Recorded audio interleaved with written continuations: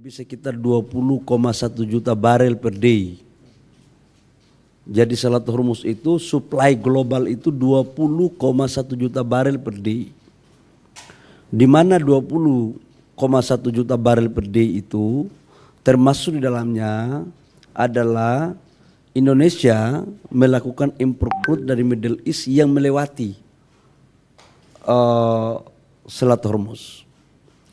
Namun dengan berbagai macam dinamika yang ada, alhamdulillah ternyata setelah tadi kita detailing, dari total impor crude kita dari Middle East itu kurang lebih sekitar 20-25%. Selebihnya kita ambil dari Afrika, dari Angola, dari Amerika, kemudian dari beberapa negara lain seperti Brazil. Jadi secara keseluruhan impor kita untuk crude 20-25% dari Selat Hormuz, selebihnya tidak dari sana. Apa strategi yang harus kita lakukan agar kita tidak terperangkap dengan dinamika global? Jujur saya katakan bahwa dari intelijen kami, dari kajian kami, dari komunikasi kami dengan berbagai negara di dunia, sekalipun informasi disampaikan bahwa ketegangan ini akan selesai dalam waktu, ada yang mengatakan 5 hari, ada yang mengatakan 2-4 minggu, tapi keyakinan kami setelah kami melakukan kajian, ini tidak akan bisa kita ramalkan kapan selesai. Sekali lagi saya katakan bahwa ketegangan ini tidak bisa kita meramalkan kapan selesai. Bisa cepat, bisa lambat. Nah, dalam rangka itu kami mengambil alternatif terjelek, katakanlah ini lambat. Maka apa skenarionya? Skenarionya adalah sekarang ini untuk crude yang kita ambil dari Middle East, sebagian kita alihkan untuk ambil di Amerika. Supaya apa? Ada kepastian ketersediaan crude kita. Yang kedua, impor kita kan untuk solar kan udah selesai. Yang kita impor sekarang bensin. RON 90, 93, 95, 98. Alhamdulillah secara kebetulan untuk mengimpor jenis bahan BBM seperti ini tidak kita lakukan dari Middle East.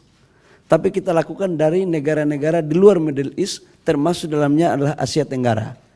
Jadi ini relatif nggak ada masalah. Yang ketiga adalah persoalan LPG. LPG kita impor 7,3 juta ton per tahun dan tahun ini dinaikkan menjadi 7,8 juta ton. 70%-nya sekarang kita ambil dari Amerika. 30%-nya dari Middle East, dari Saudi Aramco.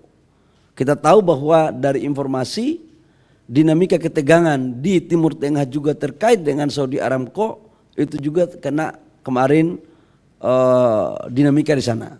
Maka alternatifnya adalah kita switch lagi supaya kita tidak mau ambil risiko.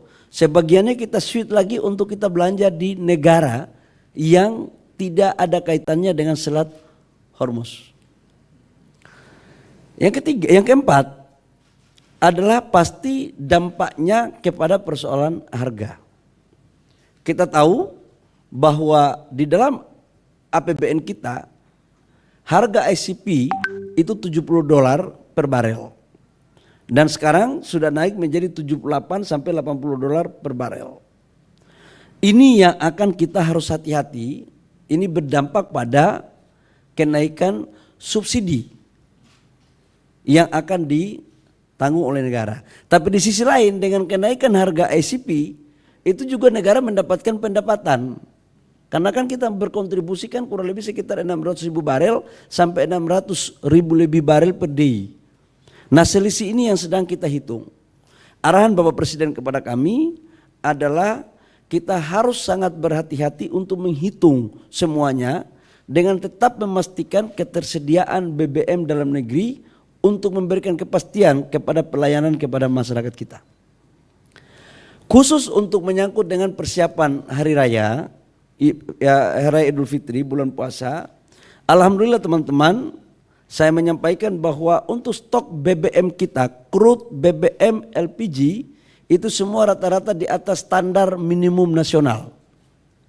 Kita tahu bahwa standar minimum nasional adalah 21 hari. Ini semuanya di atas 21 hari. Dan memang secara faktanya ketahanan energi kita, storage kita, itu maksimal di angka 25 sampai 26 hari, nggak lebih dari itu.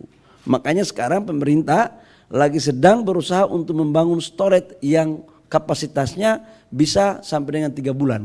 Karena itu standar internasional. Berikut pasti ada pertanyaan adalah bagaimana dengan persoalan PLN. Saya mencoba untuk melihat dinamika itu juga. Teman-teman